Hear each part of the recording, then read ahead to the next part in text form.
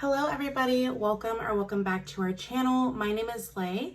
I am a mother of two and we are a family of four on a financial journey of becoming completely debt-free, as well as investing, enjoying motherhood, and really that's all what this channel is about. It's motherhood while balancing finances and trying to find that perfect balance between the two of them. If you're new to this channel, thank you so much for clicking on this video, and I really hope you enjoy this content and decide to stay. And if you guys are returning, thank you guys so much for your continued support as we navigate through this journey. So in today's video, we are going to be doing a budget with me, so it's going to actually be our last paycheck. Wait, no. It's going to be our third paycheck of May, but in the month of May we actually switched around our whole budgeting system, which we'll talk about. My husband and I, we both get paid on a bi-weekly basis. However, we get paid on opposite weeks, so it's essentially we're having an income come in on a weekly basis. So what we decided to do is that we decided one of our paychecks are just going to strictly go into the bill account, out of sight, out of mind. And then the paychecks I'm budgeting with you guys is going to be our sinking funds, our variable expenses like gas, groceries, eating out, debt and savings updates. And then we recently did a side hustle to even further make additional progress towards our goals. So we're going to be starting doing transfer Tuesdays or transfer Thursdays starting next week. So a whole lot of fun things are happening. We are finally getting back into the swing of paying off debt, investing, savings challenges, saving for kids' sports and how we budgeted those and how we manage those. And really just a whole lot of things are finally getting the ball rolling again after I took that much needed break. So I'm using the Papers by Jessica Ann. And then this planner, I'm just going to use to kind of like guide me. This is by Taylor Budgets. I did a whole review on her A7 versus her personal size or the standard A6, which is truly not an A6. So if you're interested in that, be sure to check out that video. But without further ado, I'm going to go ahead and get started with this. I did also do a walkthrough of this planner if you guys are interested in it. I kind of walked through what's it like, the pros and the cons of it, because it's a really nice planner, but it's really big and there's a lot going on. Okay, so when you open this planner, this is what it looks like. You have 5 paycheck planners, which is perfect for us, budget by paycheck sheets, because you do get paid on a weekly basis. However, starting in the month of June, we're actually going to have a total of 8 paydays because my husband gets paid 3 times, twice from my 9 to 5, twice from the side hustle, and then motherhood and finance. But we don't pay ourselves from the business. We're just putting it aside because I'm trying to upgrade equipment.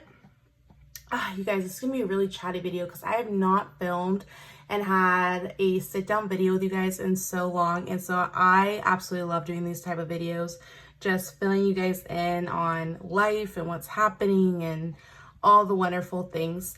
So with this planner, you do get those. And so how Jessica has it set up is that she has it in sections. So you have your income sources. So this is really good if maybe you get paid monthly or you have multiple paychecks coming in the same day or really close together. You can group them. And then you have a section for your fixed bills, your debt payments, your variable bills, and your savings. I absolutely love this little section down here. It says my notes, and I love writing any reminders that I need to have, any motivational quotes, anything to just kind of keep me going and staying motivated along the budget is right here. And then each week you have your expense tracking section. So this one I'm kind of indifferent about. I'm really used to the Budgets Mom budget by paycheck, so it's taking me some time to adjust and get accustomed to a new planner layout. But you get one weekly, so when you do your end month budget recap or budget closeout, however wording you guys decide to go with, you have to go through each of the different weeks, which can be a little difficult if you're used to just having everything in one place, but it's not too bad. So let me go ahead and we'll go ahead and get started. So I'm going to, as always, you guys, I do write at an angle. Once I'm done, I will go ahead and flip it, and then that way you guys are able to see. So the paycheck is going to be on the 19th.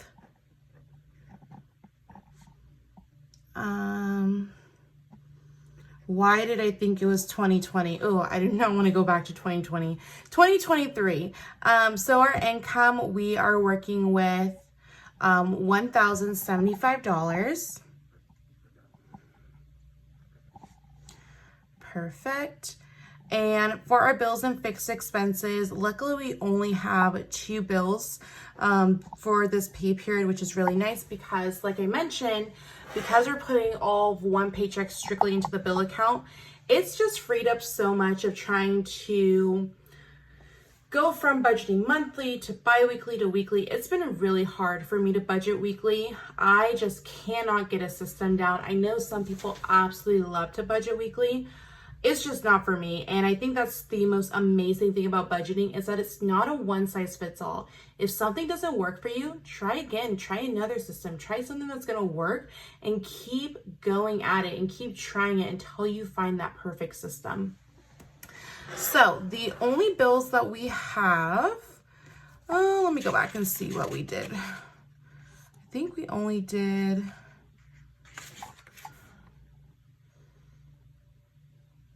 I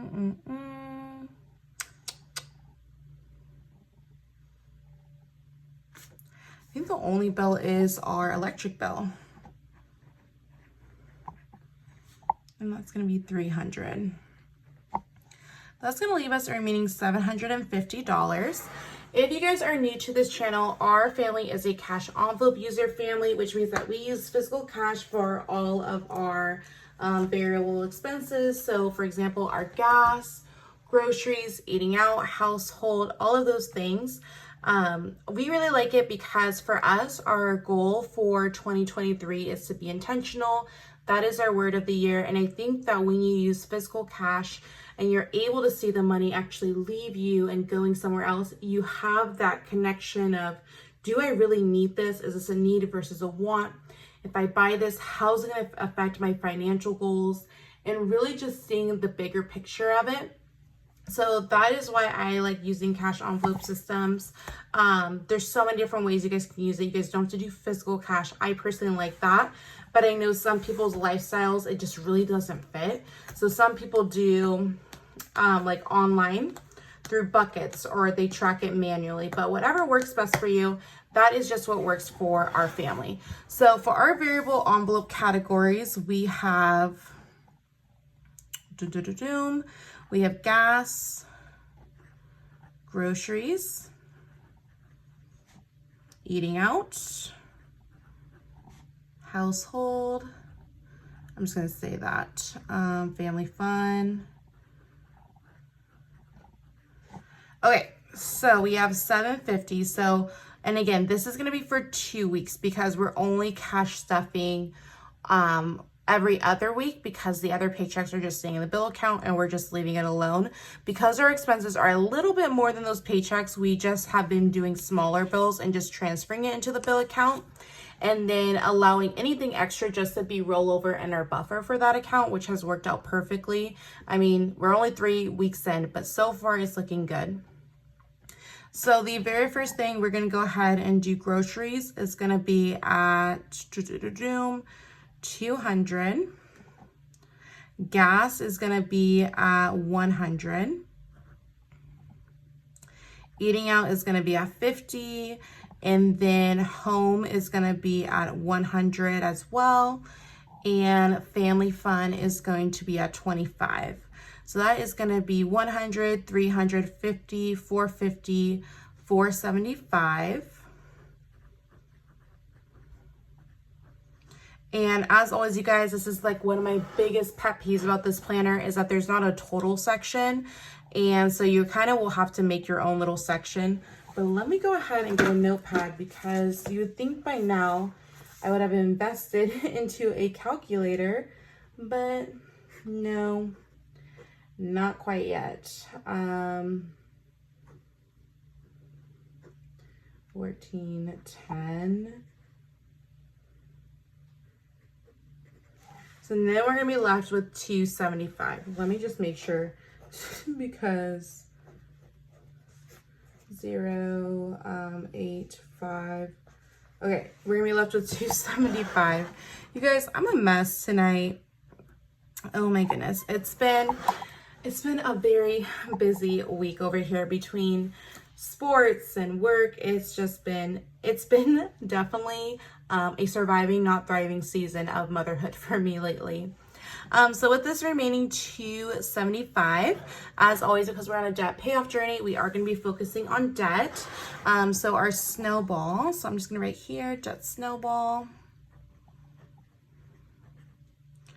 is going to go ahead and be $100. So we're just going to put total 100, remaining 175.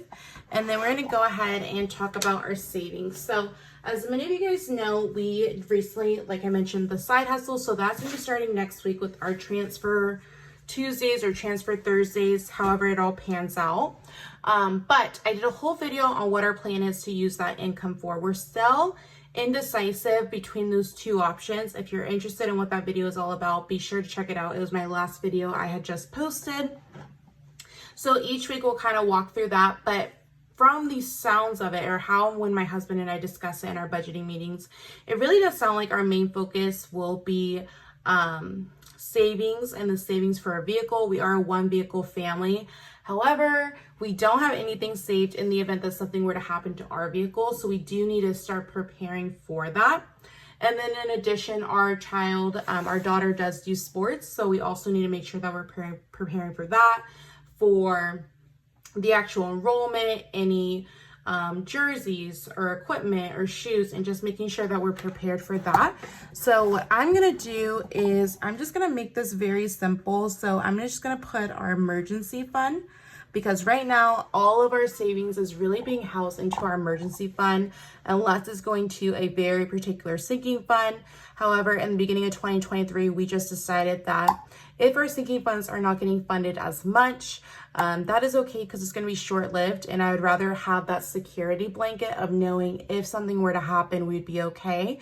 I did mention my husband recently had a back injury, and it was really scary. It definitely changed my perspective quite a bit, and definitely made me realize I would feel a lot more comfortable having like 6 to 12 months of expenses in our savings. And so I'm subconsciously working towards that, as well as debt. So you're going to see a really good hybrid of how we're going to be managing that through our weekly transfers. So that's going to be getting $100. And then sports is going to be getting the remaining 75. So total 175. Okay, perfect. Now, as always, you guys, if our income is more or less than what this is projected income is, we will, of course, tell you, let you guys know when we do our cash stuffing. But for right now, this is what we are anticipating it being. Sorry, guys. I'm taking off my jacket because it is hot. We finally hit the 90s, and I was not prepared for it. So for our bills and fixed expenses, we're just going to go ahead and transfer $300 into the bill account. Everything is housed within one account, but I know, looking at the budget planner, that it will go towards our electric bill, even if it's pulled out before or afterwards, leaving us a remaining $750. We are a cash envelope user family, so we're going to be stuffing our envelopes. Gas with 100, groceries 200, eating out 50, home 100, and then family fund 25. We're going to be making a debt snowball this pay period of $100. And then for our savings, we're going to be throwing $100 to our emergency fund and $75 to our sports fund for our children. So that is going to be it for our budget with me. If you guys enjoy budgeting, cash stuffing, plan with me, please be sure to hit that like and subscribe button for more content. As always, if you guys are on a budgeting journey or financial journey, or just have a YouTube page, please let me know in the comments. Kind of love to support you and your channel. And how's your guys' May's going? How was your Mother's Day if you celebrate that? We're almost halfway through the year, which is even so crazy and insane to think about. How's your financials goals going? If they're doing better than you anticipated, are you readjusting them? If you haven't reached that halfway point or almost there, are you also readjusting them? how is it going? Also, let me know if you guys enjoyed these type of chit-chatty videos, doing like a catch up, because I really enjoy and look forward to these types of videos. But that is gonna be it for this video, and I'll talk to you guys later. Bye.